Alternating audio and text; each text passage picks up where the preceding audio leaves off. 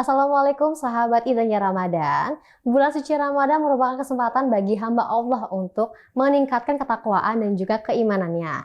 Saya Siti Nur Alifa. Kali ini saya berkesempatan untuk berbincang dengan Ustadz Faizar mengenai agama Islam dalam kehidupan sehari-hari. Daripada penasaran, bahas apa aja sih? Keep on watching.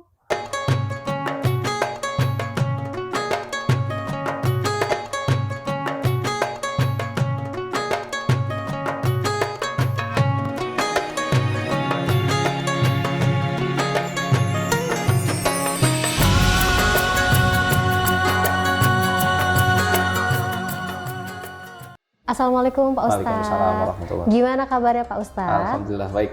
Sibuk bekerja lupa ibadah. Ini ada pertanyaan nih Pak Ustadz nih. Mengapa banyak manusia yang berbondong-bondong mengejar dunia sehingga meninggalkan sholat?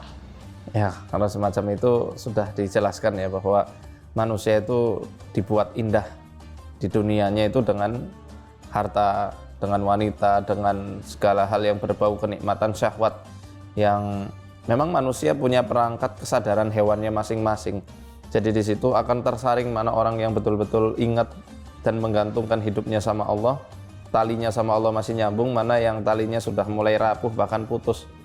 Maka di situ kita butuh lagi memperkuat tali kita dengan memperbaharui keimanan, akidah kita, dengan melaksanakan ketaatan ibadah sama Allah supaya nggak tersihir dengan dunia dan masih menjaga ibadah kita yang wajib itu. Yang kedua adalah, apakah Allah mengampuni hambanya yang meninggalkan sholat? Kira-kira apakah ada ayat atau hadis yang menjelaskannya? Allah insya Allah mengampuni. Ya, Allah itu mengampuni semua dosa. Bahkan dosa syirik pun diampuni selagi orang itu ketika masih hidup mengampuninya. Ya dalilnya diantaranya, Qul ya ibadiyalladzina asrafu ala anfusihim la taqnatu mir rahmatillah. Ya innallaha yaghfiru dzunuba jami'a. Katakan hai Muhammad kepada hambaku, wahai hamba-hambaku yang telah melampaui batas terhadap dirinya sendiri, jangan kalian berputus asa dari rahmat Allah. Ya, sesungguhnya Allah itu mengampuni seluruh dosa. Ya, jadi termasuk meninggalkan sholat, berpuasa. Kalau misal di masa belum tahu dia nggak pernah puasa, ya dikodok, harus dikodok. Ya karena puasa dan sholat, puasa Ramadan dan sholat itu dia itu hutangnya, hutang seorang hamba kepada Allah. Kalau misal nggak terhitung, ya dikodok semampunya. Ya, kalau misal puasa ya ada di antaranya yang boleh hanya dengan fidyah dan juga ada yang harus mengkodoknya seperti itu. Oh, berarti ada yang namanya hutang sholat ya Pak Ustadz? Iya, ya bukan hutang sholat ya apa ya? Ya misal seseorang ya misal kelewatan waktu sholat subuhnya karena dia kesiangan, maka di waktu dia bangun ya wajib sholat. Ya jadi jangan beralasan, wah udah lewat sholat subuh berarti aku nggak usah sholat subuh. Tetap sholat. Bahkan misalnya nih, kita terlalu capek, ada aktivitas yang sangat berat atau dalam keadaan safar, perjalanan, lupa sholat isya.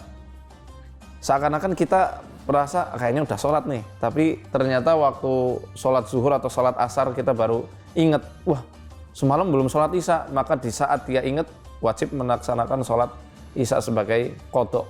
Qadha itu mengganti sholat yang dia lupakan itu, nggak sengaja lupa gitu ya.